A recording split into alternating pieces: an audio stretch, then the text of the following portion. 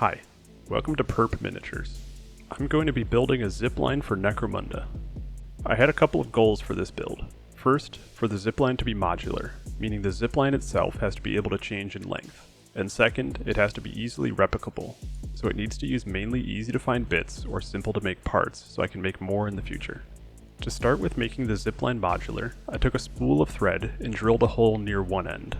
Then I grabbed some twine I had and fed it through the hole. I tied a double knot at the end of the twine so it wouldn't come undone.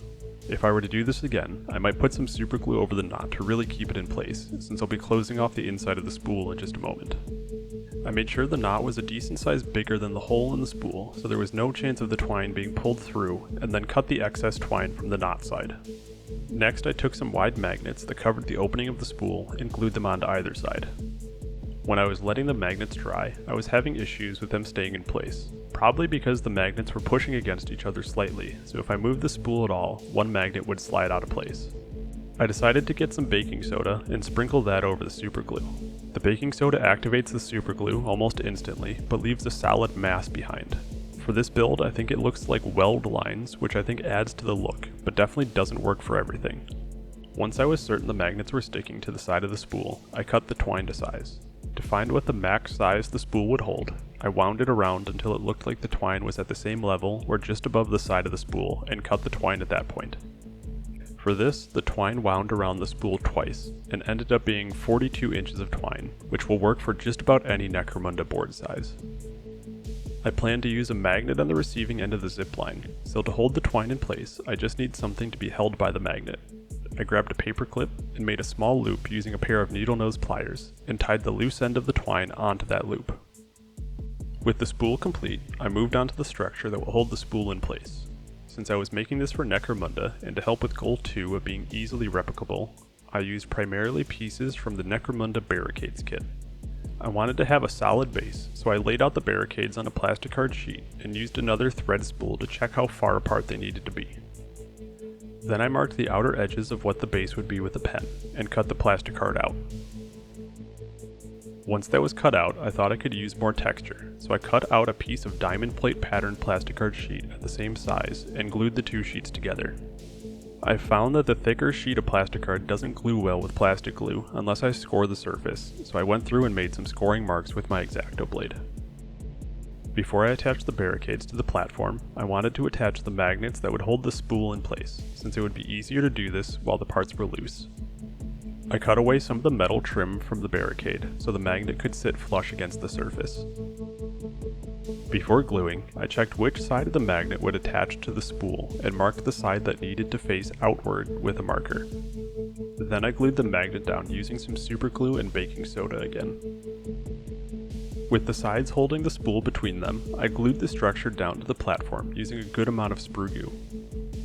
I moved on to the other end of the zipline. To make this, I took one of the taller square barricades and cut another platform out of plastic card like before. There wasn't a great place to attach a magnet higher up on the barricade, so I would have to make a housing for it myself, but because of this, I would need to use a bit of a bigger magnet to get the attraction I would need through material. To start this housing, I cut a piece from the thinnest plastic card sheet that I had and glued it onto the front side of the barricade. Then I glued the magnet onto the inside of the barricade. I checked that the zipline would still attach through the plastic card and was happy with the result, so I glued another thin piece of plastic card over the backside to cover up the magnet. With this structure done, I glued it onto the platform with some sprue glue and left it to dry. I wanted to weigh the platforms down a bit, and also make some sort of cushion on the receiving end of the zipline, so I mixed up some green stuff to make sandbags. For this, I followed a tutorial from the YouTube channel The Cult of Crafting. Since they already made the tutorial, I'm going to skip over most of the steps in the process, but I will link the video in the description. Please go check it out. One thing I did change from the tutorial is that once I had my sandbags cut and formed, I wanted to add a bit of texture to them. So I took some cheesecloth and laid it over the sandbags, pressing the cloth into the green stuff and doing a bit of final forming, then peeling off the cheesecloth to leave the texture on it. I think the cheesecloth has a fine enough texture that it reads as a burlap material, and I was pretty happy with the result. To place the sandbags down, I added some superglue to the platforms and laid the sandbags down, trying to pile them up in a way that looked somewhat natural. Before priming the ziplines, I added some muddy ground texture paste in a splotchy manner all over the metal parts. This is to give the weathering step of the paint job a bit of extra grit to grab onto. I primed the whole thing black and then moved on to painting. I started by going over all of the metal parts using Vallejo metal color burnt iron. To add a bit of color, I painted some of the panels of the barricades, first with Vallejo refractive green. I painted the rest of the panels gray by mixing Vallejo black and white together. Then I picked out a couple of trim pieces with Vallejo metal color copper to add a bit of visual interest to the metals. With the base paints down, I got into weathering. To start, I sponged on more burnt iron over the painted panels to make it look like paint was chipping off. I dabbed some of the paint off of the sponge before applying, similar to dry brushing, and tried to rotate my hand a little as I dabbed so the pattern changed a bit. Next, I covered the model in dirty down rust. I went a bit overboard with this. If I were to do it again, I would definitely be more intentional about where I applied the rust effect, making sure the heaviest areas of the effect were where I put down the texture paste earlier, and leaving some bare metal uncovered so the contrast of the effect would be more apparent. After the rust effect, I went in and added some dirty down verdigris. I put this more intentionally in corners and near the bottom of the model where water would collect to cause the verdigris. Then I left the model overnight for the effect to dry. When I came back to it, I grabbed a wet brush and reactivated the rust and verdigris effects by covering sections in water.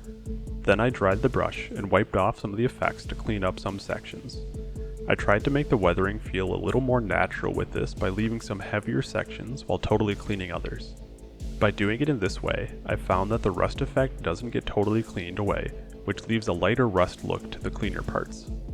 I went through and did this for each section of metal, with each part thinking of where the rust would really form and cleaning up the sections near the edges and corners where some more wear and tear would likely keep the metal cleaner. Now that the metal is done, I moved on to the sandbags. First, I based them in Vallejo yellow ochre. Then I washed them in a thinned sepia shade wash. After that dried, I went through and did a very light dry brush with Vallejo buff to pick out the texture from the cheesecloth I put on the sandbags earlier. To add some more visual interest to the zipline, I printed out these posters from Carl R. Johnston. Please check them out over on his Instagram, which I will link in the description below. I cut the posters out and painted on some watered down PVA glue, then placed the posters down and put a bit more of the PVA glue mixture over the top. Once the glue dried, I washed the posters with sepia shade. With the painting done, I coated the entirety of the ziplines with a few layers of matte varnish to protect the models during gameplay. And with that, the zipline is finished. Big thanks to JD and the Sump C for letting me use the terrain you see here to show the ziplines in use. I will link their YouTube channel below. Please check out their channel.